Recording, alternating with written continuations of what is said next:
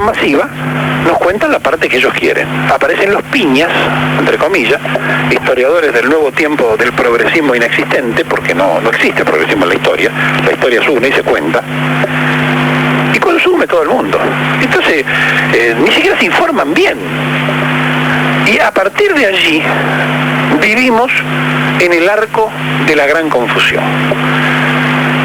Por eso digo, si es una nube para tapar lo de Santa Cruz, a nosotros no nos engaña. Lo de Santa Cruz fue intromisión inconstitucional, si ustedes quieren presentarlo mejor, del presidente en cuestiones internas de la provincia, que es muy grave, por más que sea su provincia, que haya sido gobernador, que el presidente viaje para armar el gabinete, es una cosa absurda, insólita.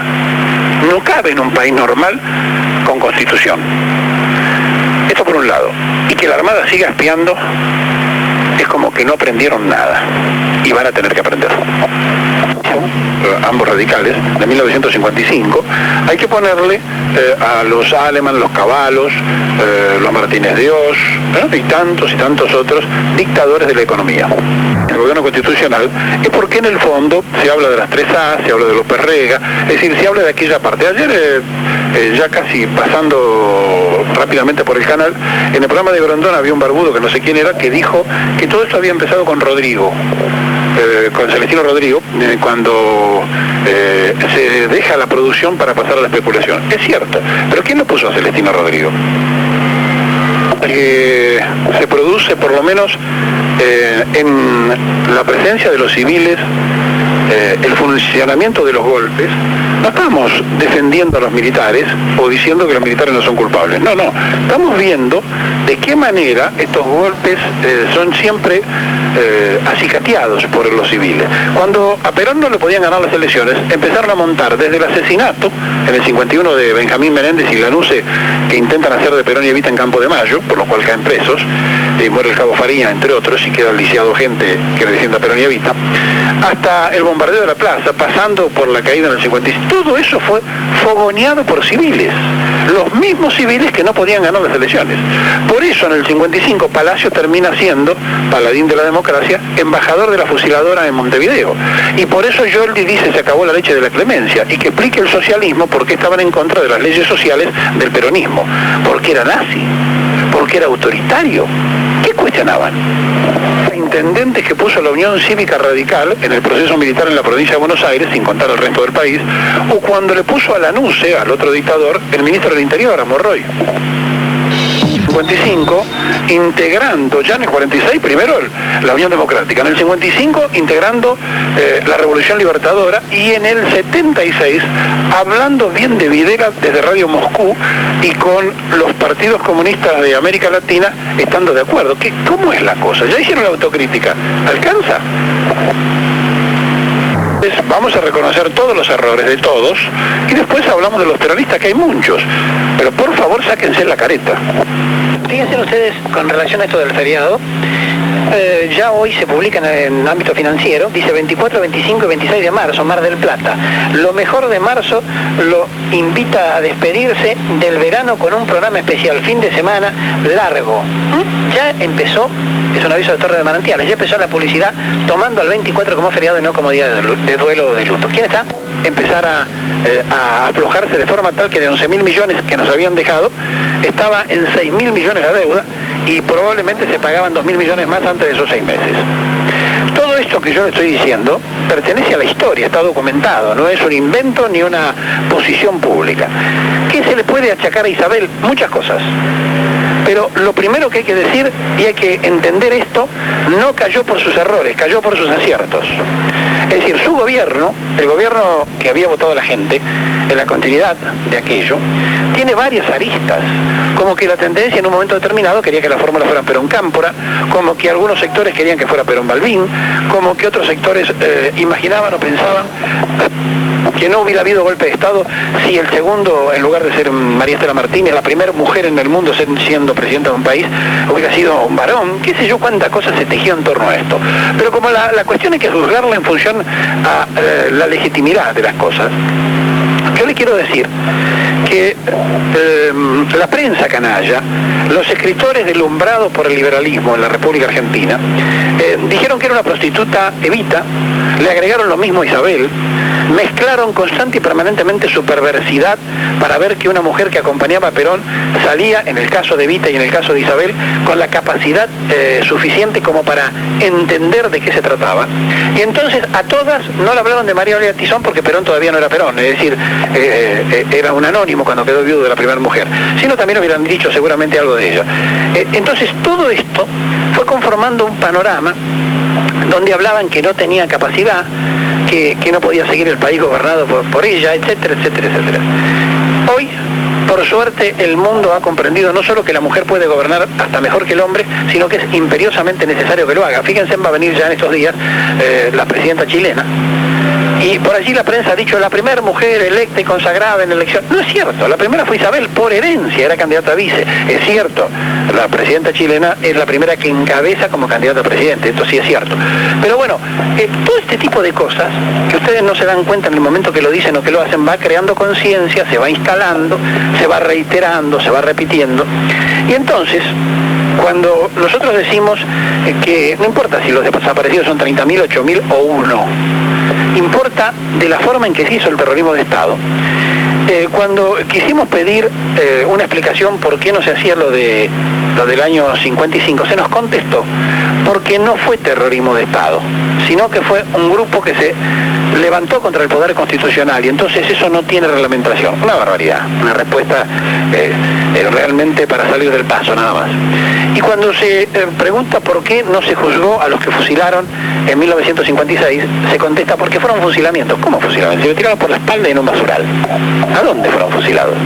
Entonces, cuando uno empieza a preguntarse estas cosas y ve con horror que los que tienen chapa de concejales, diputados, senadores del peronismo, ni siquiera están informados cuando se ponen nombres de calles, como por ejemplo ha pasado en la capital federal, cuando se le pone en pleno gobierno de Fernando de la Ruina el nombre de Carranza a una estación de subterráneo, un criminal que mató gente poniendo bombas, cuando se le hace homenaje con una plazoleta a Zabal Ortiz, otro criminal que ametralló gente desde arriba de 2 aviones, cuando todo eso pasa en la Argentina y no hay reacciones populares, entonces después que esto se arregle, podemos aceptar todo el otro debate. Pero me parece que insistir con que los criminales vienen del lado de la guerrilla, del lado de los militares nada más, es estar suscrito a la teoría de los 2 demonios que nosotros no solamente no compartimos, sino que no aceptamos. Porque mientras, repito, con todos los errores que puedan tener, estaban dispuestos de los 2 bandos a morir, un montón de ciudadanos estaban dispuestos a no morir, es decir, a ignorar lo que pasaba. Y después la frase se instaló, por algo será, si se lo lleva y por algo será.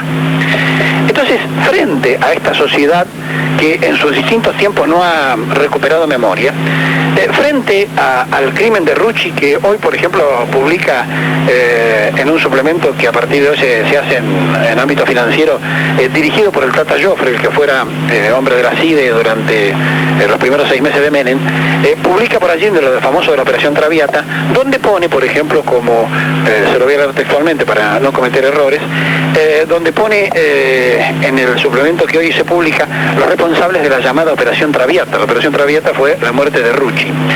Allí habla y da datos donde dice, entre otras cosas, parece que lo estoy buscando, los que participaron, de acuerdo a su criterio, en esa operación, ¿no?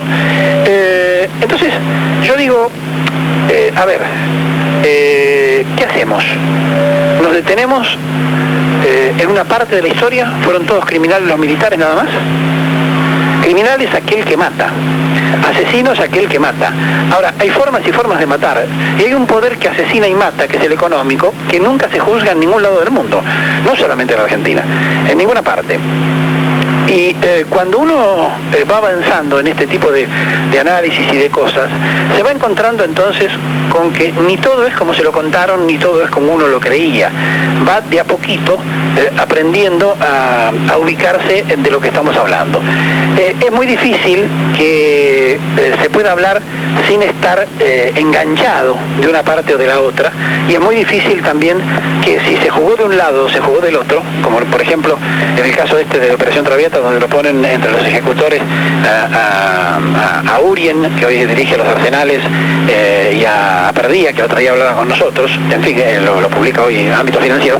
Y más allá de esto, más allá de quién fue quién, a mí me encantaría poder hablar también con un militar de aquella época, así como hemos hablado con un guerrillero, poder hablar con un militar. Lo que ocurre es que primero no lo hacen y segundo, además de no hacerlo, tienen que pedir permiso, un permiso que no se le da por lo general por la supuesta verticalidad. Pero más que esto, me encantaría hablar con un civil de los que fueron funcionarios. Por ejemplo, el padre de la actual princesa holandesa, Sorayeta. Por ejemplo, es decir, hablar con alguno de ellos para ver qué sentían los civiles que participaban y acompañaban aquel proceso revolucionario, entre comillas, desatado en 1976. O qué pensaba Jacobo Tiberman cuando en La Opinión anunciaba el golpe. O qué pensaban que hacían los periodistas que trabajaban en el diario La Razón, que lo manejaba el Servicio de Inteligencia del Ejército, cuando desde allí se publicaba ya no hay arreglo, esto se cae, estando todavía la presidenta en ejercicios. Es decir, sería muy importante, 30 años después, si tuviéramos los argentinos la capacidad que han demostrado otros pueblos, sacarnos la careta y todos, incluirnos en un análisis de qué nos pasó. Por eso yo rescato aquello que decía Kunkel el otro día cuando dijo, no podemos volver a ser divididos, porque en realidad, y asumía sus propios errores, hemos cometido muchos errores, decía, por el bando de montoneros, y por el otro lado, 30 años después, tenemos que resolver ese tema y no permitir que se nos siga dividiendo. Yo creo que la sociedad sigue dividida, y creo que sigue dividida con mucho dolor. Yo reconozco y comprendo que al que una bomba le mató a alguien, o una bala le mató a alguien, tiene todo el dolor y toda la razón para protestarlo. Pero también digo que el país se enfrentó a una realidad. Estaban suprimidos los derechos de la mitad. La mitad no podía votar, no podía elegir, no podía pensar. Estaban perseguidos, encarcelados y combatidos. Entonces no quedaba otra, como dice la Constitución Nacional, que ir en búsqueda de las armas para defender la propia soberanía nacional, que en ese caso estaba en juego, y la clausura que se había hecho a una mitad. Después podemos discutir si se hizo bien, se hizo mal, si hubo infiltrados, si estaba la CIA metido, si estaba la KGB metido, si estaba la Mossad metido, el MI5 británico. Podemos discutir todo eso si ustedes quieren, pero lo cierto y lo real es que los que morían eran argentinos de los dos bandos. Y aquí tenemos entonces que detenernos para darnos cuenta que se nos usó, más bien tarde que temprano, pero se nos usó. Se nos usó a todos los argentinos para que nos enfrentáramos entre nosotros. ¿Y saben por qué? Porque este es un país como pocos hay en la tierra, de una tremenda riqueza y de una tremenda reserva. Lo que les interesaba era esto, que hoy tuviéramos fuerzas armadas desarmadas, que tuviéramos una sociedad fragmentada, porque es mucho más fácil dar el zarpazo final. 25 de septiembre, dice Ámbito, de 1973, la columna capital de Montoneros realiza la operación Traviata. Intervienen, entre otros, Horacio Mendizábal, Roberto Perdía, Julio César Urien, Julio Roqué, Lidia Mazzaferro, Francisco Urondo, Rodolfo Walsh. Cuando Perón es informado, acongojado, dice, me cortaron las piernas. Esto lo publica hoy el Tata Joffre en Ámbito Financiero. Bueno, vamos a ir recordando entonces que el próximo jueves la Fundación Evita organiza un debate acerca de contra quién se hizo el golpe con invitados especiales, que ya les vamos a ir informando, y están todos ustedes invitados a un debate de entrada libre y gratuita, pero no para pelearnos, sino para ver si somos capaces de analizar objetivamente lo que nos pasó, para tratar de resolver ese tema que entiendo que hay heridas y muy profundas, y que si por aquí habla un dirigente guerrillero es porque habla un guerrillero, y si llega a hablar un militar, Dios mío, porque habló el militar, y seguimos así. Hace 30 años nos pasó esto, 30 años. Ustedes piensen que qué pasaría en Hiroshima o en Nagasaki si se hubieran quedado con aquel dolor. ¿Qué hubiera pasado en Alemania dividida? ¿Qué hubiera pasado en la España de la guerra civil? Bueno, nosotros seguimos hablando de lo mismo y fragmentado iguales. 1957, un día como hoy, el Consejo Nacional Suizo le concede el voto a la mujer. 1957. Nosotros teníamos el 52, la gran Suiza del mundo, eso que todo el mundo mira. La mujer no votaba. Avanzando en un programa que comenzó de manera distinta porque estábamos comunicados con la base de la Marina, tratando de averiguar cosas que no pudimos averiguar, que se trata esencialmente de saber qué ha pasado con la inteligencia naval. Ustedes saben que nuestra inteligencia naval ha sido clausurada provisoriamente debido a las denuncias de espionaje. Y estas denuncias de espionaje tienen que ver con un hilo conductor que nos hace a todos preguntarnos cómo puede ser que se esté espiando y se descubra el que espía. O sea, es doblemente inútil, porque espía y lo descubre, y porque además hace espionaje interno. El jefe de la base, nos terminan por decir en privado que no nos va a atender, pero que sí, obviamente, tiene su opinión formada, dijo que él no sabía lo que estaba pasando. Bueno, esto es más grave todavía. Entonces uno empieza a preguntarse y a preguntarnos a todos dónde estamos, en qué punto y en qué momento de la vida estamos, donde los que hacen inteligencia son descubiertos y a su vez cuando se los descubre dicen que no sabían nada. Es muy difícil, yo diría que es casi imposible avanzar en un análisis coherente ante una situación como la que estamos ahora describiendo. Nos llevó un rato el intento de poder charlar, pero no resolvimos ninguna inquietud porque no pudimos pasar, digamos, de la segunda persona que nos atendió. El sistema argentino, que por ley ha prohibido el espionaje interno, tiene que ver con muchas cosas que vamos a tratar de explicar en el programa de hoy, porque cuando en un país la inteligencia pasa a ser pública, deja de ser inteligencia y deja de ser espionaje. Lo que ocurre es que el SIN, el Servicio de Informaciones de Marina, que se recompuso, digamos que se amplió y que se desarrolló, como decíamos ayer, después de las primeras experiencias de recoger información en las primitivas guerras de guerrilla, trató de manejar información muy propia, teniendo en cuenta que en uno de los centros de tortura mayores del país, como la ESMA, se conseguía información de primera mano, entre comillas. Y además hubo toda una política de reeducación, así la llamaban, con los guerrilleros detenidos, muchos de los cuales los hicieron trabajar para la Marina. Es decir, incluso aquellos que tenían capacidad para falsificar pasaportes y demás, se dedicaban a este trabajo específico dentro de la Escuela de Mecánica. Desde entonces se habla que hay archivos paralelos, es decir, que cuando se fue del gobierno la dictadura militar, se llevaron consigo algunas vinculaciones del espionaje y que estas vinculaciones del espionaje las fueron manejando, las fueron llevando lentamente hasta encontrar finalmente un punto donde algunos en actividad empezaron a recibir otra vez este tipo de información. Yo no sé si esto es cierto, no lo puedo confirmar. Digo que es indudable que en algún lugar debe haber archivos de lo ocurrido y en algún lugar también debe haber algún tipo de información cruzada.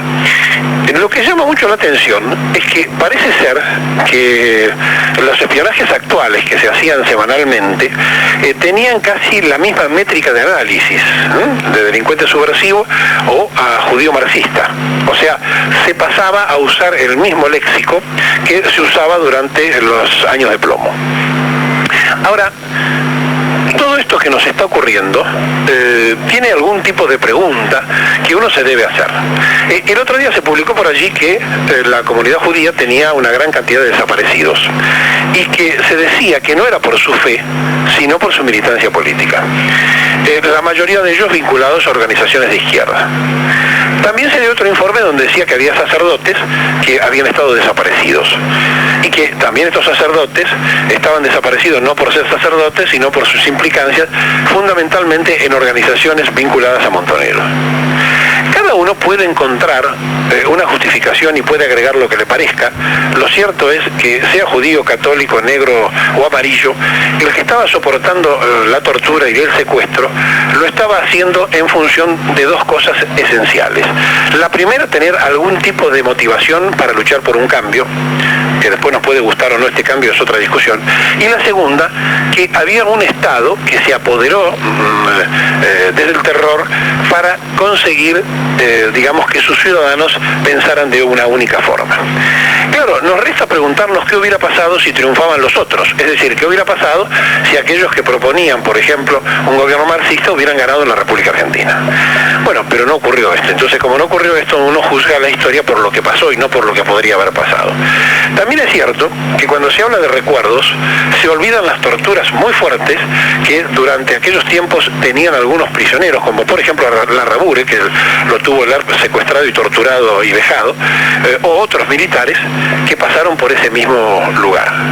También esto es cierto. Y también es cierto que en la base que ahora está tan cuestionada, se fusiló en Trelew, y que también anteriormente, tenemos que decir, se habían pretendido escapar guerrilleros del ERP, montoneros y la FARC que estaban allí alojados. Todo es cierto.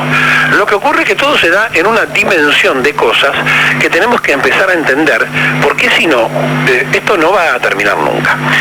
Ayer el rumor arreciaba que pretenden modificar los indultos con un decreto. Bueno, primero no se puede hacer esto porque es inconstitucional. Porque el indulto es una facultad de perdonar que tienen exclusivamente los presidentes de la nación. Entonces, si un presidente perdona, no puede venir otro atrás y decir yo dejo de perdonar, porque son cosas diferentes, tiempos distintos y circunstancias constitucionales distintas. Ahora, si esto fuese así y se avanzara en la idea de que la Cámara podría tratar y demás para transformarlo en ley, yo recuerdo que dentro de esos indultos están, por ejemplo, el actual diputado Bonazo. ¿Y qué harían con Bonazo? ¿Lo pondrían preso? ¿O tendría fueros de diputado? ¿Qué harían con otros que fueron indultados y que hoy andan libres? O el caso de Firmenich, que está en España, ¿lo mandarían a buscar?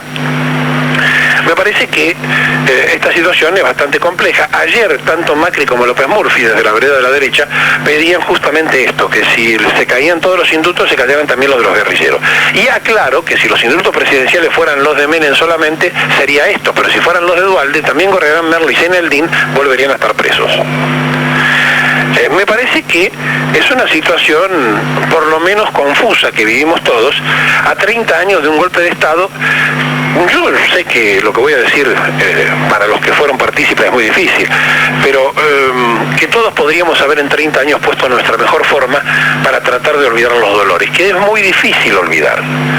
Yo sé que es muy difícil perdonar para aquellos que fueron torturados, o del otro campo para aquellos que recibieron una bomba terrorista y lo mataron media familia. Yo lo entiendo. ¿Cómo no lo voy a entender? Pero como no me tocó por suerte, entonces lo entiendo desde una métrica diferente a la que le pasó esto. No es lo mismo el que estuvo preso, torturado o vejado, que el que se enteró que había presos, torturados y vejados. No es lo mismo. Son situaciones muy diferentes al que la vivió, al que se imagina cómo pudo haber sido. O aquella mujer que recibió una rata en la vagina para sacarle una supuesta cita o una supuesta información. ¿Cómo se va a olvidar? ¿De qué se puede olvidar? Vive aterrorizada el resto de su vida, le arruinaron su vida. Entonces, frente a este cuadro que es muy doloroso, que es muy lacerante, la pregunta es, ¿y por qué? ¿Y por qué nos pasó lo que nos pasó? Bueno, nos pasó lo que nos pasó por tres cosas esenciales. La primera de ellas, porque la inteligencia externa que pretende este territorio operó en forma, para ellos, brillantes, lamentable para nosotros, por derecha y por izquierda. Yo recuerdo un día que se detuvo allí muy cerca del puerto a un señor con armas. Entonces el señor dijo que finalmente él era custodio de Xag Rojas.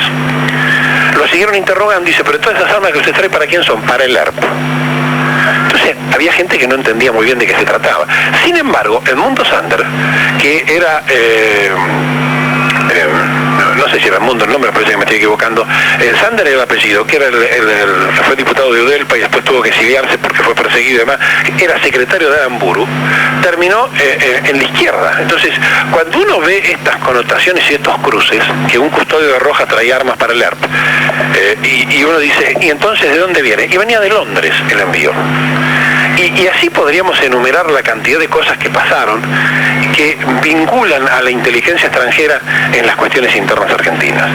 Ahora, ¿cómo se hace para poner un punto de inflexión en todo esto? Yo recuerdo, porque en aquel tiempo esto era moneda corriente entre los jóvenes, recuerdo que cuando se creó el movimiento Lealtad, que era la Juventud Lealtad, o el grupo de Montoneros de Lealtad, que decían, bueno, ya Perón está en Argentina, dejemos las armas, fue muy difícil. Por ejemplo, la que estaba en ese grupo era Nilda Garré. Es decir, ella decía, está Perón en la Argentina, nosotros ahora tenemos que dejar las armas. Hoy, Ámbito Financiero publica el trabajo que está haciendo el ex titular de la CIDE en época de Menem, el Tata Joffre, publica que Vendini, siendo teniente, quemó una bandera en la residencia de Olivos, o en el cuartel de Granaderos, una bandera de China comunista, y cuando se le reprochó por qué la quemaba, dice que Vendini dijo, ¿cómo estos comunistas nos están matando todos los días una persona y ahora nosotros venimos a homenajearlos? Estaba muy duro y muy difícil el enfrentamiento de los 70, porque existían dentro de las Fuerzas Armadas el concepto de que le estaban tirando, y le estaban tirando mal en cualquier lugar y de cualquier forma. Y entonces, algunos jóvenes militares, que no eran nada más que profesionales, empezaron a hacer carne presa del momento que se vivía, de los jefes liberales, y entonces salieron al golpe de Estado con mucha voluntad, a terminar con los marxistas. Pero aquí que los que mataron eran peronistas. Y entonces, yo digo que hay de todo, obviamente, pero digo, y entonces, ¿dónde estaba la información, para volver al comienzo de la charla, la información de la inteligencia? ¿Estaba mal? ¿O es como decían la sociedad argentina, por algo será que se lo llevaron? Miren, hay cientos de personas desaparecidas por el solo hecho de haberle encontrado el teléfono o la tarjeta a otro que sí estaba metido en algo. Y hay un montón de casos donde, y esto es muy duro, pero es así, hay un montón de casos donde los grupos de tareas que fueron a buscarlos privilegiaron el robo, el saqueo, el llevarse las cosas, como buscar el circuito del dinero, por ejemplo, que tenía la guerrilla, y después entonces recién ultimar a la persona, es decir, primero buscar el saqueo. ¿Esto lo enseñaron dónde? ¿En la Escuela de Defensa? Esto es muy propio de los comandos civiles de 1955, que llegaban y se robaban todo en las casas. Hay una Argentina que repite errores con una insistencia fenomenal, y ahora resulta que frente al mundo y frente a una costa argentina que todo el tiempo es robada por los barcos pesqueros que vienen a buscar en aguas jurisdiccionales, nosotros hacemos las cosas por extremos. Teníamos hasta hace unos días quien espiaba a los ciudadanos, y ahora no tenemos más inteligencia, clausuraron las oficinas. Nos vamos de un extremo al otro, somos extremistas todo el tiempo, y después pagamos las consecuencias de la forma de ser que tenemos los argentinos. Lo cierto es que por más que insistimos no pudimos conseguir nada en la base donde estuvimos charlando un rato en el comienzo de este programa. Ya volvemos. SUTECBA es el primer gremio que vuelve a la convención colectiva, paritarias para el trabajador de la Ciudad Autónoma de Buenos Aires. Bueno, muy bien, seguimos entonces por Radio Espléndida. En un ratito nada más vamos a estar abriendo los micrófonos. Quiero decirles a todos que no es fácil arrancar una semana y seguir durante esta semana a 30 años del golpe, tratando de poner todo lo que uno cree que la gente debe escuchar. Yo les digo, más allá de la opinión formada que cada uno de ustedes tenga, y la que también por supuesto tengo yo, hoy vamos a tratar de charlar con gente de todos los sectores, para ver qué puede contar cada uno de ellos. ¿Dónde arranca este golpe? ¿Dónde se construye el golpe? ¿Por qué un golpe de Estado? ¿Y quiénes estaban atrás? Porque todo el tiempo hablamos de militares y guerrilleros, todo el tiempo.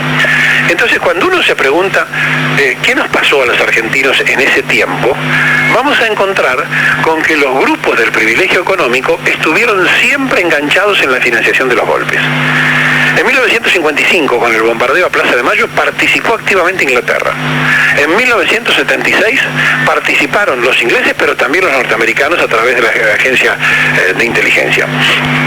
¿Y cómo operaron? ¿Por qué operaron de esa forma?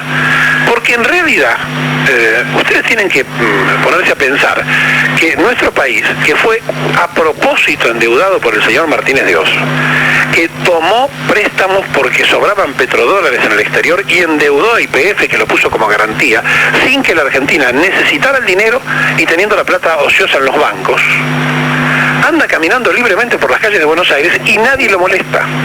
Que el señor Domingo Felipe Cavallo, que nos llevó a otro desastre económico, anda por las calles de Buenos Aires y recorriendo todavía sets de televisión sin que nadie lo moleste. Que los ministros de Economía de distintos turnos, como los hermanos Aleman, para nombrar algunos, o los Cuetorrúa, o todos aquellos que destruyeron la economía, Alzogaray, que ya no está, pero que también lo hizo, todos ellos anduvieron siempre libres de culpa y cargo. Fueron los financistas y los cerebros de los golpes de Estado, pero nunca aparecieron en nada. La culpa siempre fue de otros. Y pagaron el pato los militares. Y pagaron el pato los guerrilleros, que tienen su culpa, claro que la tienen, pero de los otros nadie habla. Es como que por arte de magia salieron a balearse de un lado y del otro. Todo esto fue teniendo un crecimiento notable, increíble, durante mucho tiempo en la República Argentina y predisponiendo el espíritu para que después terminemos a los balazos. ¿El resultado final cuál es? Dolor, enfrentamiento entre hermanos, fuerzas armadas que no tienen armas, territorio desprotegido, argentinos fragmentados. ¿Para qué? Para que atrás de esto venga el zarpazo final, quedarse con el territorio, con la riqueza de este territorio que estúpidamente nosotros regalamos y que no tenemos la capacidad ni la inteligencia de darnos cuenta cómo nos dividen todo el tiempo y de qué forma nos manejan desde la sombra. Por eso es muy difícil explicar 30 años atrás saliéndose de ese contexto. Hay que meterse 30 años para atrás para entenderlo. Pero cuando nosotros hacemos esto no es para volver al pasado, es porque mientras se vuelva al pasado y se aprenda de los errores, está todo bien. Pero los argentinos volvemos al pasado para seguirnos dividiendo, no para volver a empezar y cambiar nuestra forma de errores cometidos. De esto se trata, a ver si somos capaces de sacar nuestro propio balance para mejorar. Bueno, en 1822 y hasta 1854 apareció el primer servicio público de agua potable en la ciudad de Buenos Aires. Digamos que esto tiene que ver con la época del Ministerio de Bernardino Rivadavia, cuando empezaron ya a hacer sus primeros rendimientos, sus primeros endeudamientos, allá por 1822, gestionado por Londres, donde, según decían ellos, estaba destinado a financiar la construcción del puerto de Buenos Aires, a la instalación de un servicio público de agua corrientes y desagües de la ciudad y a la fundación de pueblos en la frontera indígena del sur de la provincia. Este empréstito de la Baring Bradley y demás terminó casi un siglo y medio después de pagarse, o un siglo y algo, ¿no? Yo quiero, para que lo tengamos bien claro, de dónde viene el problema del agua en la capital federal y, bueno, ahora se agregan los partidos bonaerenses, ¿no?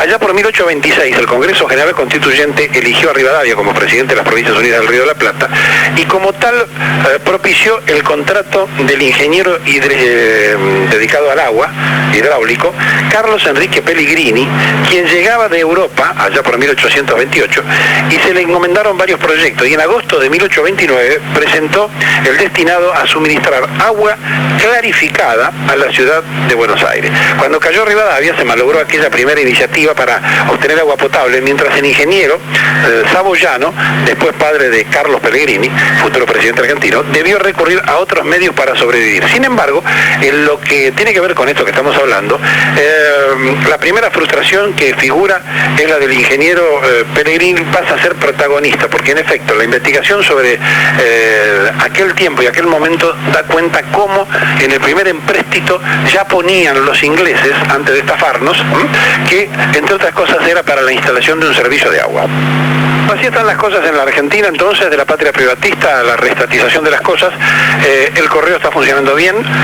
El tema de los ferrocarriles sería importante que se empezara seriamente a investigar. Pero en fin, bueno, ustedes saben cómo son estas cosas. Llegan los empresarios privados y parece que todo se va a resolver. Son todas concesiones, aclaro que no son entregas, así como fue lo de Aguas pasó con el correo y pasó con ferrocarriles. Macri debe 500 millones, nunca más se habló del tema y estamos en condiciones de decir que el padre de Macri va a ser beneficiado con el Belgrano Cargas por un lado y también con el San Martín. Así que es muy probable que toda esta política opositora de su hijo lentamente se empiece a amortiguar, lentamente se empiece a ir perdiendo, porque no sea cuestión que le arruinemos los negocios a papá. Así que yo creo que lentamente Macri va a ir desapareciendo de la política y casi ya es una seguridad que no será candidato a jefe de la ciudad, me refiero a Mauricio, sino que va a ser Rodríguez Larreta. O sea, dar un poco la chance a que la oposición se vaya amortiguando. Vamos a ver qué pasa en las próximas horas, pero repetimos, el padre se quedaría con 2 ferrocarriles a pesar de que deben 500 millones por el correo. Yo lamento que los señores es que se interrumpió el llamado porque la historia la empiezan a ver algunos del 76, este señor del 73 con la libertad de los presos que estaban presos por acciones llamadas subversivas por la NUCE, pero nadie arranca diciendo que la democracia y la libertad bombardeó la Plaza de Mayo y que proscribió durante 18 años al peronismo. Yo no lo escuché todavía desde quienes no piensan como uno, ¿no? Pero bueno, cada cual es dueño de pensar como le parezca y de creer lo que le parezca. Ese hombre cree que la libertad de los guerrilleros terminó el 24 en esa consecuencia. Es decir, dándole vigencia a que los que estaban presos después seguían su lucha y se transformaron en potencialmente enemigos de las Fuerzas Armadas. Es una lectura, yo no digo que no tenga derecho a hacerla, digo simplemente que es una lectura. Las cosas no se pueden tomar de cuando uno cree, hay que tomarlas de cuando arrancan. Y si vamos más atrás, tenemos que arrancar en el 30, ¿no? Contra Irigoyen. Centro 26 personas, desde el 1 de enero a 152. El matutino La Prensa citaba estadísticas de distintos lugares y hablaba de 1.350 muertos desde el 25 de mayo de 1973. Y abajo en un recuadro ponía: mañana se cumplen 90 días de la apelación de Videla. Más tarde, todo esto que pertenecía a la historia, nos íbamos a dar cuenta que era parte de la gran acción psicológica. Por un lado se tiraba cantidad de muertos para tratar de reflejar la necesidad de poner orden, y por el otro lado se anunciaba sin ninguna vuelta la inminencia del golpe. Eso vale la pena tenerlo muy claro. Podríamos seguir con la mayoría de los periódicos de entonces, referirnos a cada uno de los títulos, hablar de lo que ustedes quieran, leer en cualquiera de los archivos lo que se publicaba por aquel tiempo y vamos a encontrar una coincidencia. El golpe de Estado se estaba anunciando antes en la prensa. Si tuviésemos la capacidad de hacer una encuesta, llegaríamos a la triste conclusión que el 80% del pueblo argentino estaba de acuerdo con que se terminara todo. Decir esto es muy duro porque no tenemos las pruebas para poderlo demostrar, pero en realidad estaban los que por izquierda creían que con la caída del sistema constitucional de la señora de Perón se iba a fomentar la lucha desencarnada contra las Fuerzas Armadas y la revolución proletaria iba a llegar a cambiar la bandera. Por derecha se decía: hay que terminar con estos marxistas y hay que ir a buscarlos a donde sea. En el medio, el gran pueblo argentino. Este pueblo silencioso, pero también con tremendas dudas en los momentos históricos.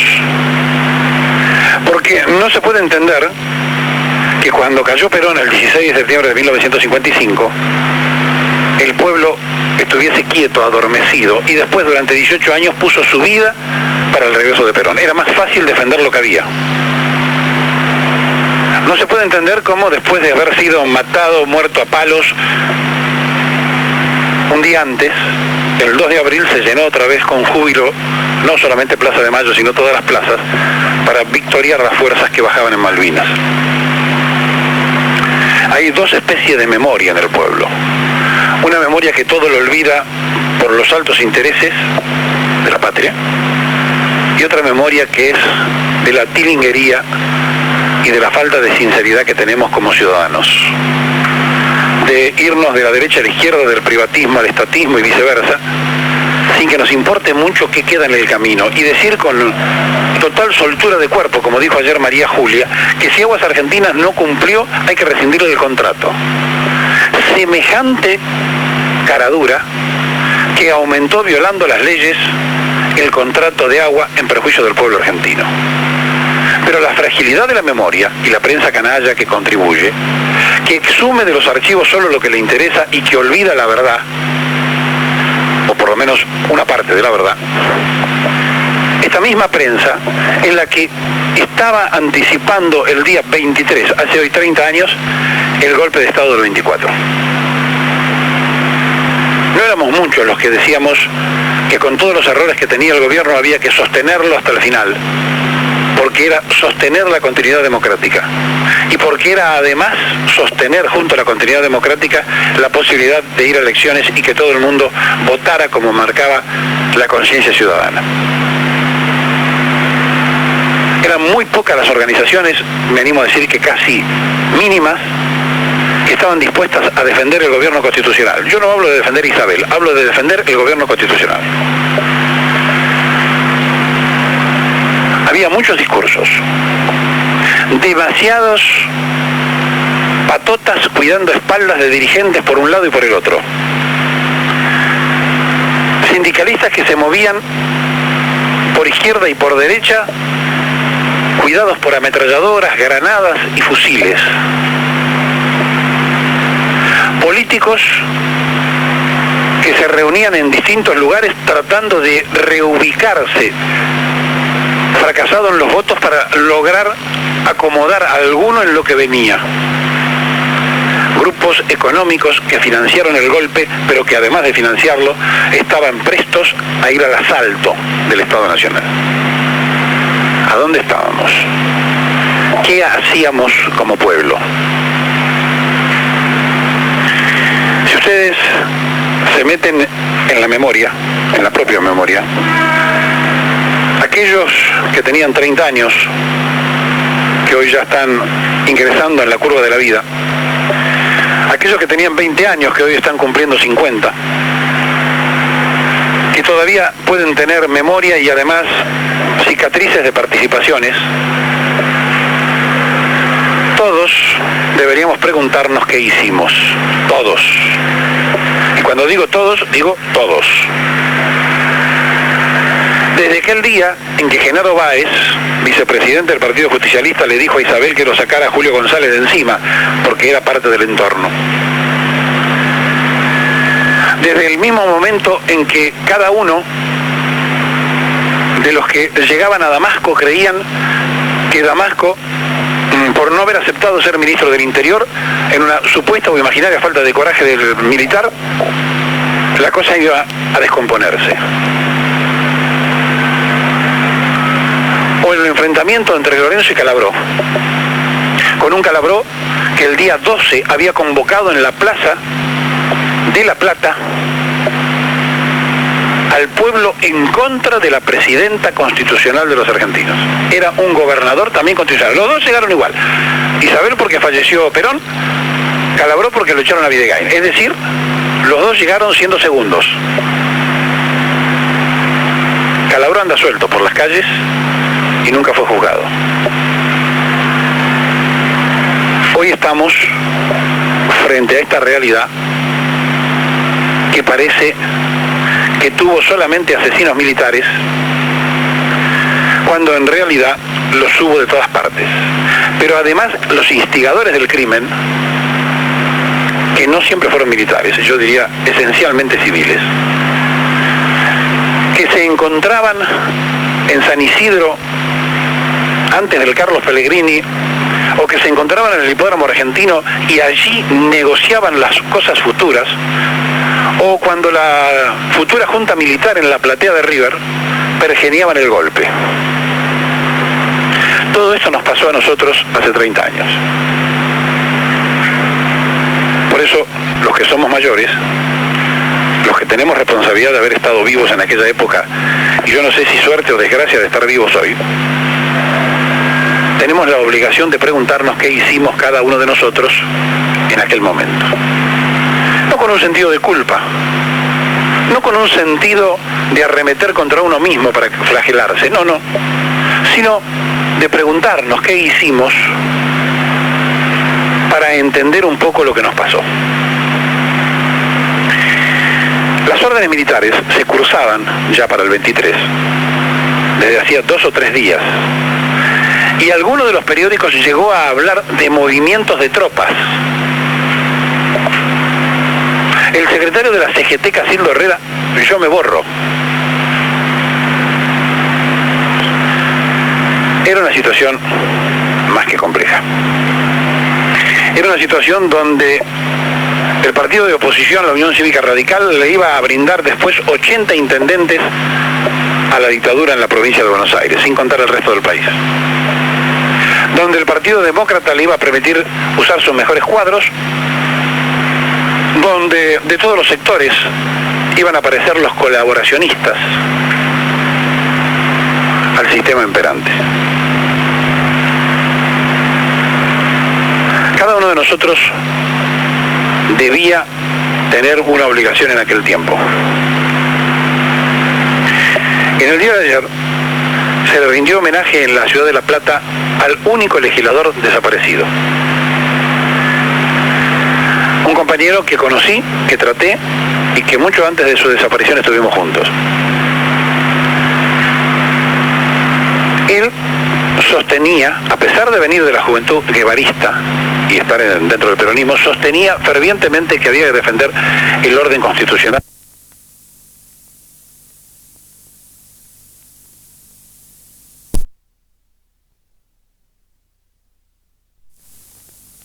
Ayer, estando con algunos amigos profesionales con quien nos juntamos periódicamente, me tiraron un tema que me dijeron, creo que es interesante, de que en alguna vez con De Renzi lo toque, de hablar de si hay una similitud entre caudillismo y feudalismo en la Argentina, es decir, si caudillismo y feudalismo son iguales, y analizar un poco la problemática que el caudillismo o el feudalismo ha traído en la Argentina para todos los argentinos a través del tiempo. Yo creo que hoy no es el día, pero indudablemente creo que es un tema interesante de debatir y esto se cierra porque en esa reunión que terminó avanzada la noche, alguien me dijo, y también sería interesante que a Miguel se le preguntara si Perón fue caudillo o un señor feudal. Creo que es un tema interesante para algunos de estos días poder analizarlo, Miguel Ángel, porque me parece que el tema da inclusive para lo que es parte de la historia de la Argentina, ¿no? Sí, parece que saber lo que es el feudalismo y saber lo que es el...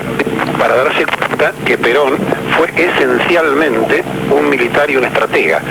Fue uno de los pocos argentinos que se dedicó a pensar. Por eso, como consecuencia de su pensamiento, no solo lo pensó, sino que lo realizó, se instala en una etapa diferenciadora. Fue un verdadero estratega, uno de los pocos presidentes que tuvo la Argentina que haya sido estratega en la historia, y esto lo coloca más allá de cualquier otra cosa. El señor feudal es el que cuida un feudo, el que es dueño de un sector, ocurre mucho con los gobernadores esto, y el caudillo es aquel que, además de manejarse dentro del feudo, tiene también un arraigo popular y lo siguen. Se daba mucho en los punteros originales de los comités radical y después se trasladó en algunos punteros del peronismo. Pero el caudillismo como tal arranca con los propios federales, cuando se seguía al jefe federal, la tropa no regular, digamos, se transformaba en guerrillera montonera para poder establecer pautas de liberación en contra, primero de caso de Güemes, por ejemplo, de los españoles, y después para establecer las pautas de la unidad nacional, ¿no? Son cosas muy diferentes, y Perón fue un estratega, estuvo más allá de ese encuadre que minúsculamente le pueda dar cualquiera que no entienda de qué se trata, ¿no? El ser estratega requiere y significa tener una capacidad no solamente de análisis, sino también de proyección. Esto de que hablan del fundamentalismo islámico y le echan la culpa a Irán y qué sé yo cuánta otra cosa, pues es que todavía la justicia no definió nada. y al no definir nada, graciosamente vamos de un lado al otro, ¿no? La comunidad, incluso la juventud judía marchó la vez pasada a la embajada, pasándole la factura a Irán. Y ayer, en sintonía con esta situación tan especial en el mundo que se viene creando, el presidente norteamericano dijo que estaba preparando el ataque a Irán. Sí, sí. ¿Escuchaste? Sí, sí, lo escuché. Es el comienzo de la Tercera Guerra Mundial. Sí, no hay ninguna duda, Miguel Ángel. Este hombre está no solamente loco, sino que es un delincuente serial puesto al servicio de unas minorías económicas que va a llevar al mundo a otra guerra. Y también, mientras decía esto, provocaban el descenso de más de 1.500 soldados norteamericanos en Irak, buscando, según dicen ellos, grupos subversivos que no son nada más ni nada menos que la resistencia patriótica que sigue peleando por su propio suelo en el país invadido, ¿no? Así que hay que tener mucho cuidado en los términos, en la cosa que en el léxico que usamos, porque hay muchos que están sembrando determinado odio para ir creando determinadas situaciones. O sea que por allí dice que el Islam va a tener como rivales definitivos al cristianismo y al judaísmo en el mundo, y que la batalla va a ser por un lado el islamismo, por otro lado el cristianismo y judaísmo, ¿no? Yo me resisto a creer que esto sea todo tan simple. Me parece que aquí lo que hay en juego es que justamente países que tienen esa fe están manejando ríos de petróleo y como consecuencia están manejando el futuro de un país que ya no tiene más petróleo, que es Estados Unidos, y que se lo hemos dicho muchas veces, el día que lo tenga que tomar, si es tomar Venezuela también. Es decir, el día que necesite hacerlo, lo va a hacer. Hace muchos años, lo dijimos por radio y por televisión y la gente que nos sigue sabe que es así, dijimos que no terminaba en Irak, que iban a atacar a Irán y a Siria. Bueno, el presidente norteamericano, el loco Bush, termina de anunciar que están preparándose para atacar a Irán.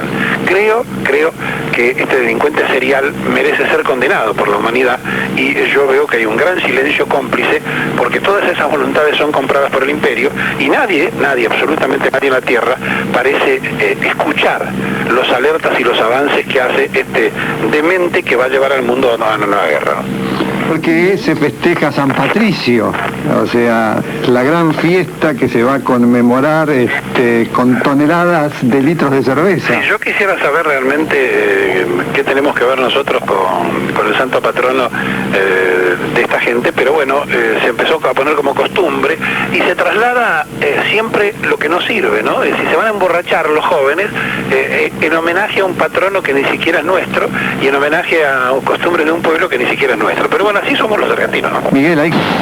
6:33 de la mañana, el general Bendini, jefe del ejército, fustigó ayer a los militares que se complotaron contra el gobierno constitucional de María Estela Martínez de Perón y además puntualizó el golpe económico en la Argentina del 76.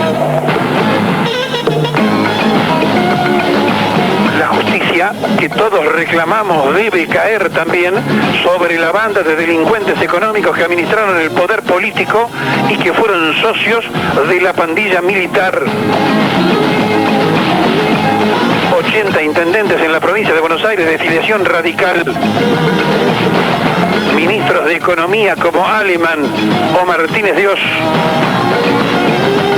Difusores de aquel tiempo como Alzogaray, Neusta o Grondona todavía perduran en la historia fresca del pueblo argentino.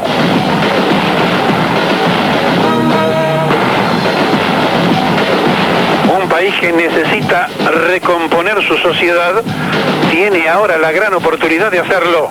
El presidente de la República ayer dijo dónde andaba él el 24. Cada uno de nosotros debería preguntarse frente a un espejo qué hicimos, cómo nos comportamos y qué hicimos para evitar que ocurriera la caída del gobierno constitucional de María Estela Martínez de Perón, que continuaba el voto popular de la fórmula Perón-Perón.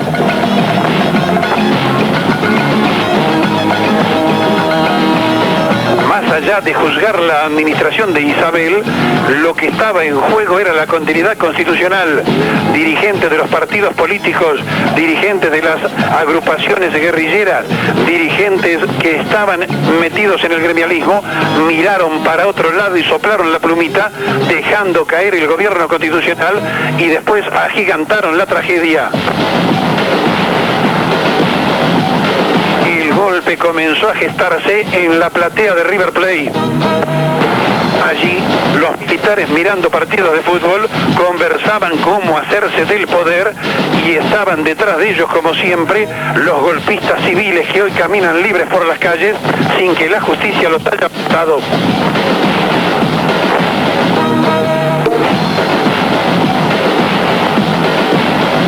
El próximo 24, que habrá distintas manifestaciones, todos deben recordar que no fue un golpe contra un repollo, se volteó un gobierno constitucional en la Argentina. Lo ocurrido ayer por el jefe del ejército en expresiones en el aniversario de Granaderos a Caballo fue una pieza para la historia de la fuerza. Por primera vez, un jefe militar reconoce la complicidad con el grupo de saqueadores civiles que, con su propuesta liberal, azotaron la Argentina del 55 y la del 76.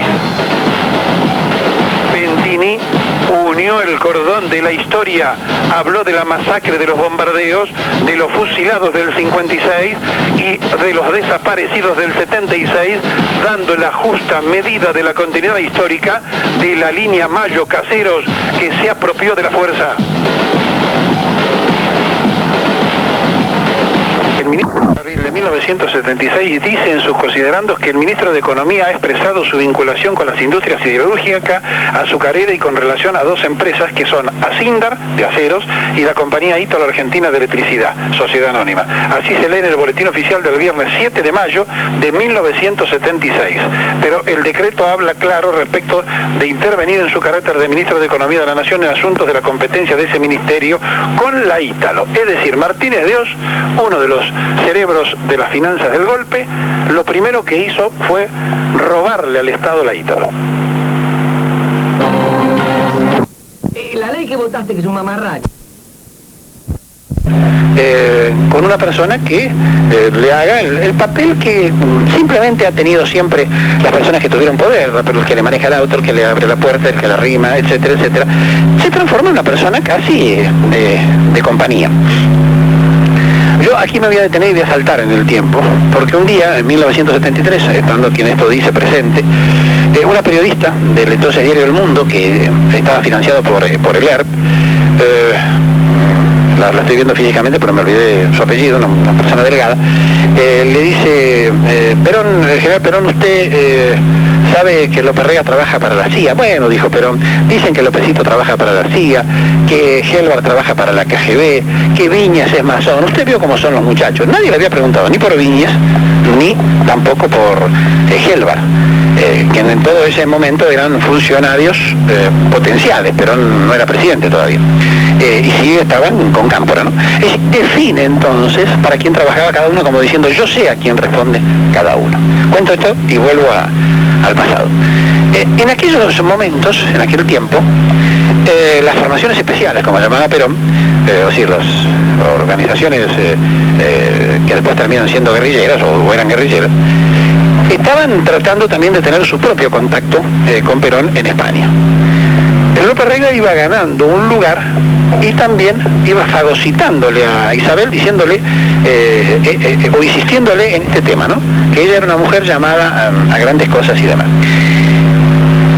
Pasaron muchas cosas. Obviamente en un momento determinado se interponía López Rega ya como una especie de secretario. Esto traía mucho malestar entre los que visitaban a Perón y una serie de situaciones, y finalmente llega el momento cumbre de López Rega cuando en el gabinete de Cámpora aparece sentado como ministro. A partir de allí empieza la otra lucha. Estas llamadas formaciones especiales o la tendencia revolucionaria, totalmente enfrentada a lo que llamaban el brujo, justamente por este tipo de predicciones a lecturas esotéricas y demás de López Rega, empiezan a enfrentarlo. Y aparece en el tiempo algo así como lo que ocurrió en Brasil cuando la policía preparó sus organizaciones paralelas para eliminar el delito de Brasil. Aquí pasó lo mismo, pero en la política.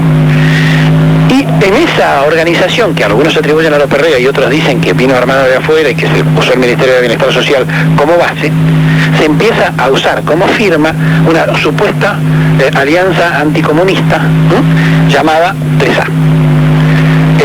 Julio Urie, que prácticamente se desencajó al saber que se le estaba dando el nombre de que originariamente alguna vez había hablado con López Rega para otro tipo de cosas. Alguna vez ya lo contó en programas que hemos hecho y alguna vez hemos hablado de todo esto. Esa aparición de esos grupos de choque, o como ustedes quieran llamarlo, tiene después distintas versiones. Dicen que fue descubierto por accidente por un militar cuando descubrió lo que era aparentemente el lugar de reunión de las 3A, pero lo cierto es que por derecha y por izquierda los peronistas se estaban matando. Y allí empezaron a participar activamente la inteligencia de la KGB, como dijo ayer un oyente, de la CIA y vaya a saber cuántos otros agentes, como hasta el propio MI6 británico y demás, en las cuestiones internas del país. Se ha escrito mucho, se ha hecho mucho sobre todo esto, se ha dicho mucho sobre todo esto, y en definitiva hay varias cosas que uno tiene que preguntarse, ¿no? Es decir, los entornos de los presidentes. Hace un rato decía Roldán sobre Ulloa, un personaje que está cerca de Kirchner, y podríamos hablar de los que estuvieron cerca de Menem, cerca de Alfonsín, cerca de cada presidente. Siempre están los entornos, desde la Rúa, siempre están los entornos que otros no desean. Es lo que se llama la lucha del poder. Julio González, secretario legal y técnico de la presidencia en época de María Estela Martínez de Perón, que fue preso y es uno de los que más tiempo estuvo preso, también en alguna forma había sido acusado en un momento como entornando a la Isabel. Bueno, siempre las personas que están habladas, para bien o para mal, son acusadas de entornar. Es difícil que no se haga esta propia lectura. Fíjense, uno de los que supuestamente entornaban a Menem, Cohen, ayer fue procesado por enriquecimiento ilícito, por ejemplo. Y Alberto Cohen estaba ubicado en la época de Menem como uno de los que manejaba un entorno del presidente. Y así podríamos nombrar infinidad de gente que no siempre ha terminado bien en la historia y que han estado al lado de las máximas autoridades de las que ejercen el poder en una república. O en plena época de Alfonsín, cuando arman el grupo Alén, con William Minetti y compañía en la plena presidencia, o el tema de la tablada, manejado de la misma presidencia de Alfonsín, y podríamos nombrar infinidad de cosas en todos los gobiernos. Lo importante aquí es imaginar, por ejemplo, en que López Rega, cabo de la Policía Federal, se hace nombrar comisario general. ¿En qué momento Perón firma eso? ¿De qué manera esto ocurre? Y bueno, son las cosas a veces que uno, en este periodo de análisis o de autocrítica que hacía el oyente, con el objetivo de que preguntar. Vamos a Radio Noticias. Tener distintas versiones. Por ejemplo, también. Julio Gessi estaba armando una juventud desde el Ministerio de Bienestar Social, por ejemplo. Estaba la juventud peronista de la República Argentina, la llamada JPR, por ejemplo, que se enfrentaba a la tendencia, pero que no era una interpretación determinada, sino que estaban metidos concretamente en lo que era la lucha de poder, que en todo caso y en otro momento lo podemos hablar. Hoy condicionan nuestro presente.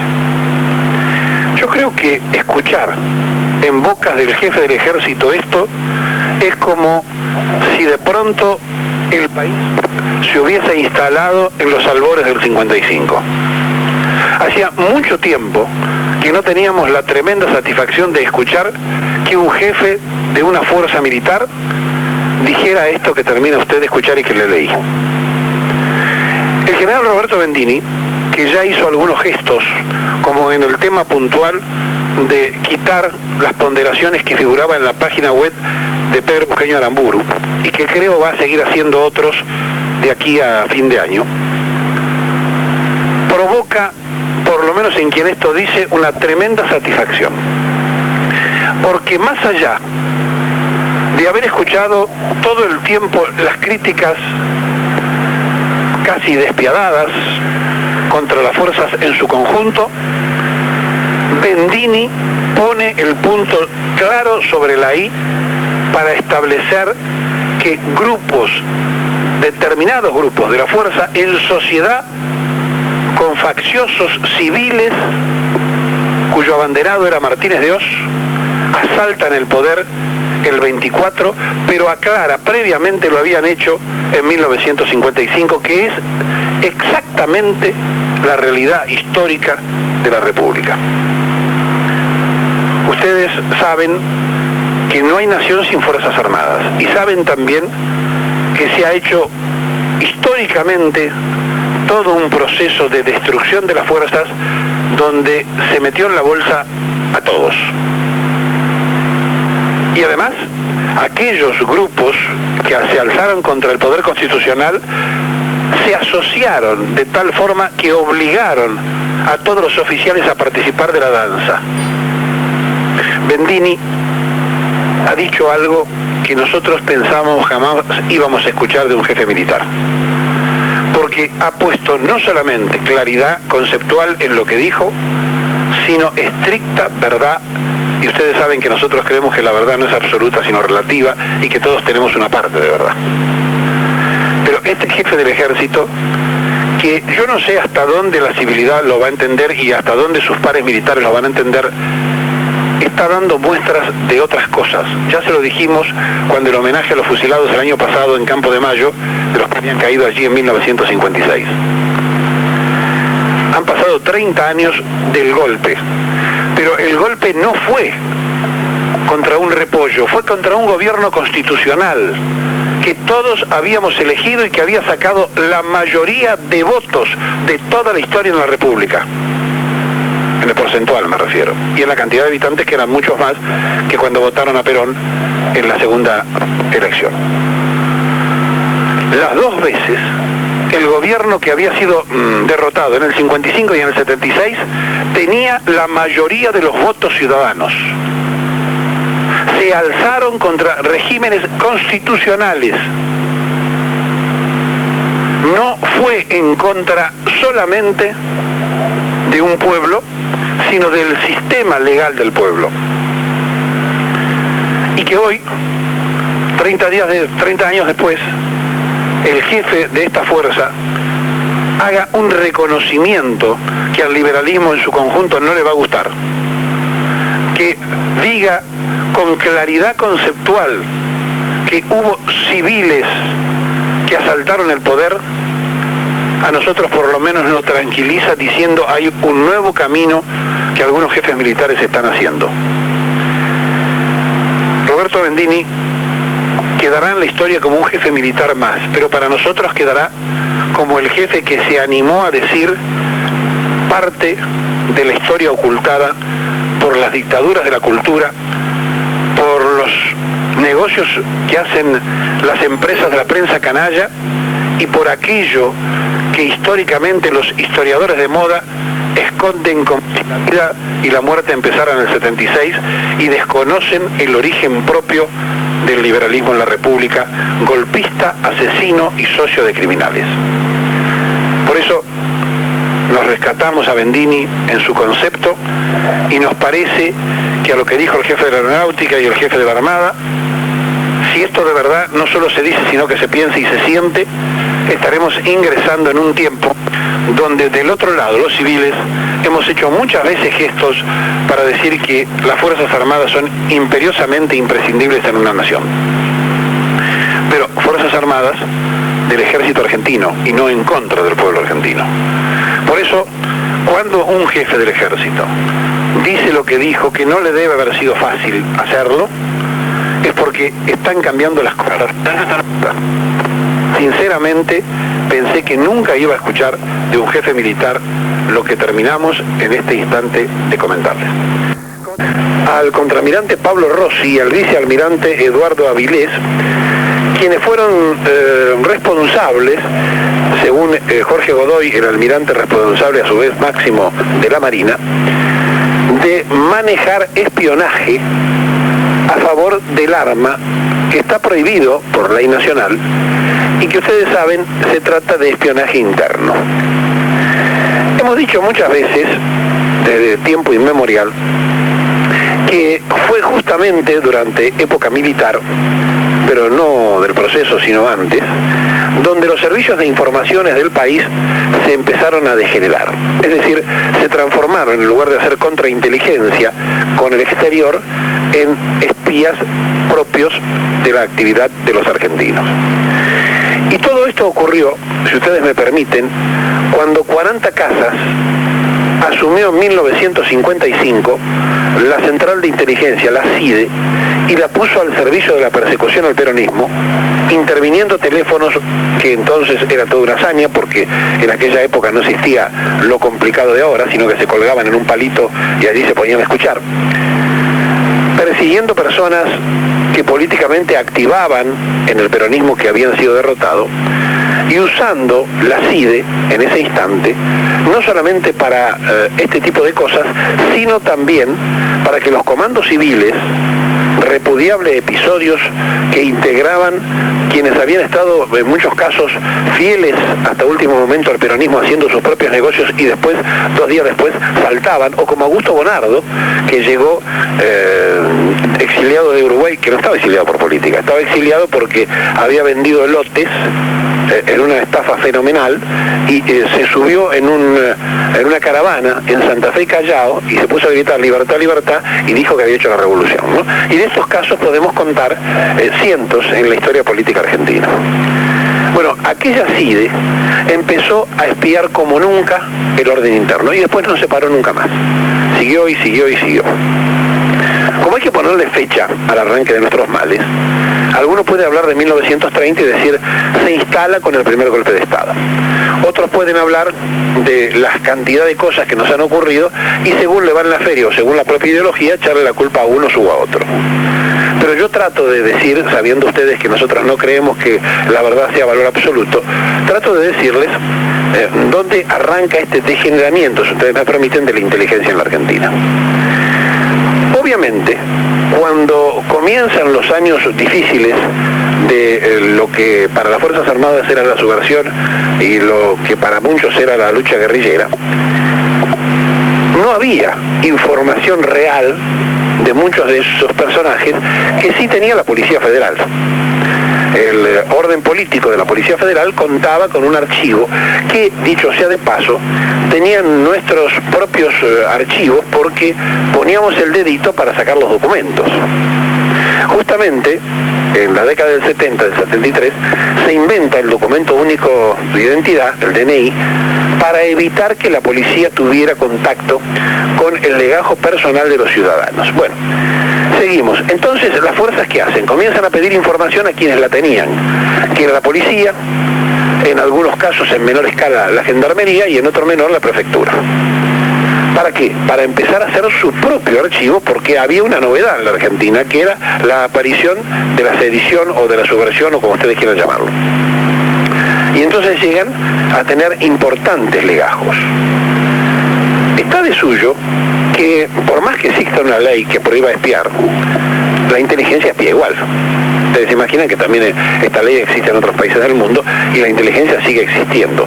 Lo que me parece hasta ridículo es que sigamos haciendo a esta altura el propio espionaje de los nuestros. Para que la ministra Nilda Garré participe, le dijeron, mira, entre los que están espiando, te están espiando a vos. Lo de Nilda Garré es público. Yo recuerdo que en un programa de televisión que hacíamos a la noche, un día vino ella y me pasó un caso muy curioso, porque un señor de los televidentes dijo, esa señora que está sentada ahí, en aquel momento que estaba del lado de Chacho Álvarez, está despotricando contra el menemismo, y Eduardo Menem le entregó la posibilidad de que administre no uno, sino 2 registros automotores. Bueno, ella reconoció que sí, que era por la tranquilidad de sus hijos y no sé cuánta otra cosa, y pasó un caso curioso. Durante 2 semanas, Nilda Garré dejó de venir al programa, obviamente estuvo en la noche como cualquiera. Durante 15 días se habló de ella en el programa por parte de los televidentes, que pasaban facturas de un lado y del otro. Nilda Garré es la esposa de Abal Medina, a quien acompañó hasta la embajada para exiliarse cuando estalló el golpe. Nilda Garré tiene activismo y militancia desde hace muchos años. Quizá nunca soñó ponerse al frente de una fuerza, pero tampoco lo soñó Pampurro, ni tampoco lo soñaron muchos de los ministros de Defensa de la República. Y ella estaba siendo espiada. No hay muchos aportes. De Nilda Garré todo lo que se pueda decir medianamente es conocido. Pero parece ser que no solamente era lo de Nilda, sino del grupo que está junto con la ministra de Defensa y de otros que, por ejemplo, encabezan organizaciones sociales o grupos piqueteros que no son tan conocidos ni tan públicos como puede ser Nilda Garré. Y Y aquí empezó el cruce de información y empezaron a darse cuenta que en la base estaban haciendo acopio de información y estaban creando un nuevo archivo de la Armada para monitorear lo que alguna vez ellos calificaron como delincuentes subversivos y que ahora los tienen como, muchos de ellos, funcionarios del gobierno. En esta cuestión, y parece ser que allí es donde aparece todo, en la base Almirante Sar de Chubut, el juez federal y el Ministerio de Defensa intentaron determinar la ruta de la información. Esta denuncia la había hecho el Centro de Estudios Legales y Sociales, el CELS, que la maneja el cuestionado Berbisky. Ustedes saben que de Berbisky se han escrito y se han dicho muchas cosas, pero que tiene una tarea, en este caso de investigación, que le llega por confidencia, según se dijo, de otro oficial o de alguien que registra ahora, a partir de ahora protegido como testigo protegido, o sea, sin identidad, que hace la denuncia de que se estaba haciendo este tipo de espionaje en la Armada. Claro, puestas las cosas como se las estoy contando, lo importante es que 26 carpetas que fueron secuestradas, aparecen allí datos de todos los espiados. Algunos de esos informes arrancan en el 97, en 1997. Todo esto está aparentemente mandado de la base Almirante Sar a la base de Puerto Belgrano en Bahía Blanca. La mitad de la Armada está radicada en la base de Puerto Belgrano. Esta misma base de Puerto Belgrano fue la que se sublevó contra el gobierno constitucional de Juan Domingo Perón y fue la base donde la Marina empezó a tener protagonismo. Yo quiero aquí detenerme un rato por el proceso del 76, donde por primera vez desde el 55, donde Rojas tenía una gran vigencia política, como que se apoderó del gobierno después de voltearlo a Lonardi, el golpe dentro del golpe, aparece Eduardo Emilio Macera. Y Macera tiene también un rol protagónico, al punto tal que discute varias cosas. Pero una de ellas, que no es muy conocida, fue su propia discusión interna con las otras fuerzas en contra de Martínez de Oz. Es decir, Macera no quería que Martínez de Oz fuera ministro de Economía, que fue propuesto por Ejército y sostenido por el Ejército. Le doy este dato porque es un dato interesante para seguir de cerca cuáles son las cuestiones que fueron dividiendo a las propias Fuerzas Armadas en el proceso militar. Y también un protagonismo de tercera línea que se le da a Aeronáutica, pero a su vez Aeronáutica es el que menos culpa tiene en violación de derechos humanos, es decir, es la fuerza que menos violaciones cometió. Entonces, frente a esta situación, a la situación que se provoca con el tema de la ESMA, donde se expropia para un museo, y yo espero que sea para un museo y no para un negocio inmobiliario, como algunos ya están pregeniando, y todas estas cosas que nosotros venimos conociendo, ha hecho que la Armada, la inteligencia, el SIN, el Servicio de Inteligencia de Marina, comience a hacer su propio acopio y que se recicle el tema. Dice, bueno, a ver, vamos a reubicarnos en la información. El asunto es que esto trasciende, por lo cual esto demuestra tres cosas. Primero, que se viola una ley constitucional, que es el espionaje interno. Segundo, que la inteligencia argentina, que alguna vez fue muy buena, parece ser que no es tan buena porque es vulnerable. Y tercero, que ahora nosotros ponemos en evidencia, con el pase a retiro de 2 oficiales, que en la Marina, más allá de lo que diga Godoy, no está todo tan claro ni tan tranquilo. Porque ¿para qué quieren datos? ¿Para qué los usan los datos? ¿Para cruzar información y cotejar qué? ¿Para producir qué cosa? Históricamente la Marina ha sido liberal. Históricamente hay una gran presencia masónica, porque, bueno, ya en sus propios orígenes. Fíjense que el uniforme de la Marina Argentina usa corbata negra. ¿Saben por qué es la corbata negra? Es luto por el pirata Nelson, en homenaje al inglés.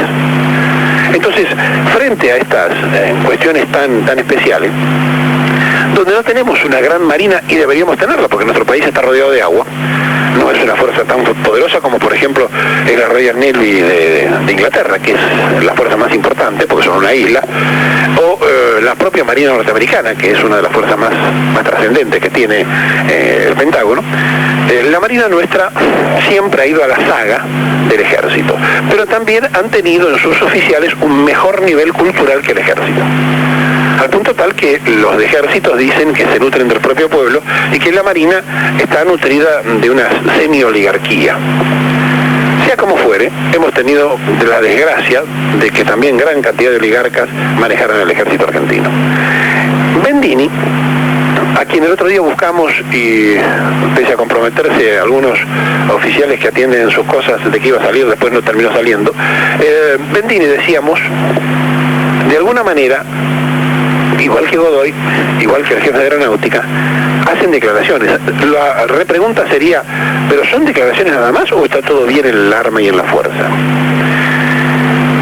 Yo sé que también esto se puede interpretar como que se está inflando demasiado el globo para olvidar o apacar otras cosas, como por ejemplo un episodio que es muy peligroso para la Constitución argentina y que sin embargo la prensa lo presentó como si fuera un éxito político del presidente de la República. Néstor Kirchner, cuando bajó con su hermana y su esposa a su provincia, y la prensa anota, el presidente fue para arreglar el gabinete, etcétera, etcétera, es una intromisión absurda y absoluta en la independencia constitucional de la provincia de Santa Cruz, que pasó de largo, a nadie sorprendió. Que el presidente haya ido a hacer el gabinete es gravísimo. Yo no digo que no haya injerencia, porque todo el mundo sabe que hay injerencia política siempre. Pero que sea así, que vaya, se tome un avión, vaya allá, diga, bueno, pongan a este, saquen a aquel. Y que el gobernador entrante al otro día compre la voluntad de la gente dando un aumento del 30%. ¿Qué son 15 millones de pesos más por mes que tiene que desembolsar el Tesoro de Santa Cruz? Pudo haber tenido la exageración de lo de la Marina como para frenar aquello, tapar aquello, ponerlo en una balanza. Mire, para nosotros es grave los dos episodios. Es muy grave que se esté espiando a argentinos por argentinos y es muy grave la injerencia constitucional que ha tenido el presidente de la República en su provincia. De forma tal que puntualizamos las dos cosas. Ahora, volviendo al tema del espionaje, todos, históricamente, ni hablar de los comunicadores sociales o periodistas, hemos sido espiados durante años y seguimos siendo espiados. Siguen teniéndose los teléfonos chupados, aún con este gobierno. Sigue haciéndose cosas que no corresponden, que pertenece a la inteligencia que creen hacer algunos. La Secretaría de Inteligencia de Estado, la CIDE, que sus mejores hombres terminan quedando afuera y después se hacen reciclajes y otra clase de cuestiones, tiene una cantidad enorme que dejan los gobiernos democráticos cuando se van de la función, que nombran agentes. Pero uno de ellos, el abogado de larga trayectoria y yo diría de formación en su juventud nacionalista, Anzorregui, fue el hombre que más duró al frente de esta secretaría, más que los militares. Y Anzorregui sabe mucho, y como hay una ley nacional que por 10 años no pueden develar nada, no solamente sabe mucho, sino que por el otro lado, diríamos, hizo funcionar aceitadamente una larga cadena en la República. De esa cadena cobraron y siguen cobrando históricamente una gran cantidad de periodistas. Largamente tocan el timbre y van a buscar el sobre. Hay dos clases de periodistas. Periodistas de verdad que cobran de la CIDE y agentes de la CIDE que trabajan de periodistas. Que aparecieron en algunos gobiernos militares, se instalaron en radios y canales de televisión de aquel momento manejados por el Estado y uno ya los asimila como que son periodistas, pero en realidad son agentes de la inteligencia trabajando de periodistas. ¿Y cuál es la situación que se percata en todo esto? Que según el gobierno de turno, por ejemplo en la época de Alfonsín, existía una larga cantidad de sobres que alguna vez se publicó. La revista Cabildo publicó un día la lista de todos los periodistas que cobraban en la CIDE, pero que sería impactante para todos si supiéramos qué increíble cantidad de gente cobra de la Secretaría de Inteligencia de Estado, pero además, no solo periodistas, sino, entre comillas, activistas de los derechos humanos, y además gente que estuvo presa por guerrilleros, y además podríamos poner una larga lista. Es muy difícil, tan difícil que todo esto de la inteligencia y del espionaje, controlarlo se hace casi imposible. Sin embargo, el poder civil termina de descubrir espionaje de militares. Por eso decía recién, o no es tan bueno el espionaje de los militares, o aquí están pasando cosas por lo menos raras. Lo cierto es que en víspera de los 30 años del golpe de Estado, y donde todo el mundo habla del golpe de Estado y nadie habla que se volteó un gobierno constitucional, y que ese gobierno constitucional era peronista, nadie lo dice, parece decir que fue contra un repollo el golpe de Estado, y que ese golpe de Estado tiene como vigencia plena el episodio que muchos, pero muchos, de los que hoy hablan del golpe estuvieron de acuerdo con el golpe. Muchos por izquierda y por derecha fagocitaron el golpe de Estado en la República, y hoy hay que escucharlos y ver la cantidad de cosas que dicen, y aquellos que tenemos la suerte de tener memoria y además de haber sido protagonistas de aquellos tiempos, por distintos motivos, hasta por funciones públicas, tenemos la certeza de que se ha tejido una tremenda novela sobre este tema del golpe, y aquí están implícitos declamadores de la política que sin embargo conspiraron para que se cayera el gobierno de Isabel Perón. Es muy importante porque en todos los medios de difusión se dicen gruesos disparates. Al gobierno constitucional del 76 no lo voltearon por los desaciertos que había, y que había muchos. Lo voltearon por los aciertos. Lo voltearon porque se había bajado la deuda externa, lo voltearon porque se había nacionalizado la comercialización del petróleo, lo voltearon por el contrato de trabajo, lo voltearon por las virtudes, no por los defectos. Ya sin Perón, imaginaron y supusieron que todo era muy fácil. El diario Clarín publicó el fin de semana en la carta de los lectores, la carta de alguien a quien nosotros nos contactamos pero no nos contestó, que nos importaba mucho que estuviera por lo menos para conversar. Dice: Balbín me dijo, no hay nada que hacer. Todos sabíamos del poder y encima desde mucho tiempo atrás los que tímida e ingenuamente militábamos, algo muy común en aquella época, hasta los que ni siquiera leían diarios por la mañana. Dentro de este heterogéneo contexto social, una gran porción, me duele reconocer, lo que hizo el golpe. Por ignorancia, por indiferencia, por intolerancia o por arrogancia, auspiciaron el fin de un orden constitucional más cercano a la anarquía que al país que muchos soñábamos. Se refiere al gobierno de Isabel. En aquellos tiempos de trasnochadas discusiones políticas, recuerdo haber sido de los pocos que pretendíamos que Isabel y su elenco continuaran en el gobierno hasta las próximas elecciones. Nos tildaban de oficialistas, loperreguistas, de fachos y mil ismos más. Pero lo único que nosotros queríamos era que no volviese otra dictadura a virreinar en nuestro país. Por entonces, continúa diciendo el lector de este matutino, por entonces, dice, yo era un estudiante de periodismo y tuve la oportunidad de poder entrevistar días antes del fallido golpe al líder de los radicales, el doctor Ricardo Balbín, quien frente a mi cara de asombro textualmente me dijo: ya no hay nada que hacer, la suerte está echada. Creo que los líderes políticos no estuvieron a la altura de las circunstancias, que los grupos armados propugnaron con su ciego accionar lo que vendría después, que la sociedad estaba totalmente desencantada, que muchos militares creyeron ser la salvación de este país mientras sus jefes lograban un terrible exterminio de los que pensaban distinto y sometían económicamente al país. Y esto lo firma Guillermo Brigliotti. Y ahí hay muchas cartas, y en todos los medios se han publicado cartas de lectores a favor y en contra, es decir, de gente que asume el rol que estuvo en aquel momento pergeñando el golpe.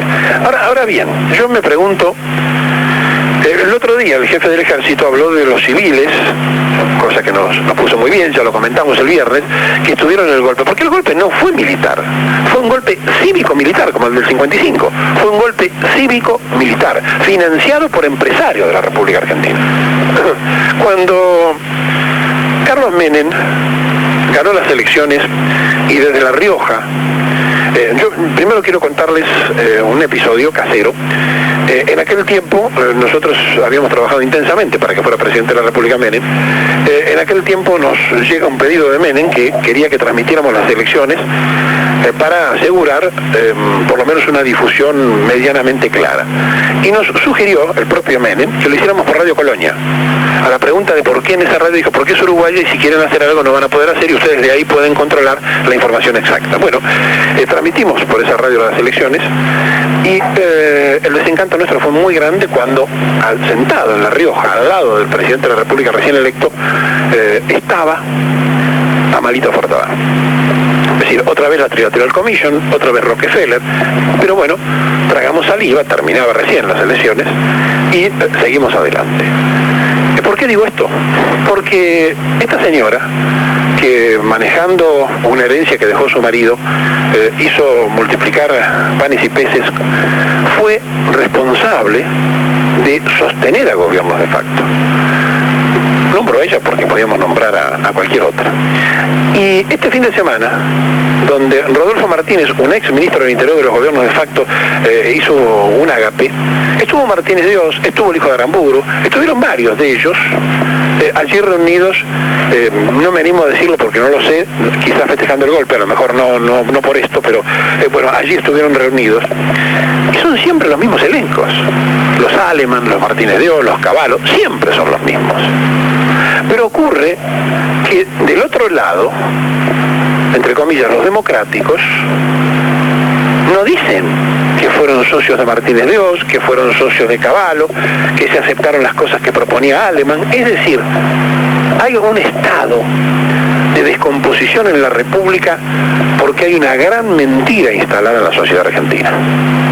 Entonces, con que algún lector o algún desconocido haga un mea culpa en los diarios que es honroso para su propia forma de ser, no alcanza. Porque a nosotros nos gustaría saber qué hizo, qué sé yo, Alfonsín. Bueno, a lo mejor dentro de un rato se lo contamos qué hacía. O qué hizo cada uno de los dirigentes que se rasgan las vestiduras después. Porque yo recuerdo que Alfonsín, entre otras cosas, era abogado defensor del ERP. Entre otras cosas, ¿no?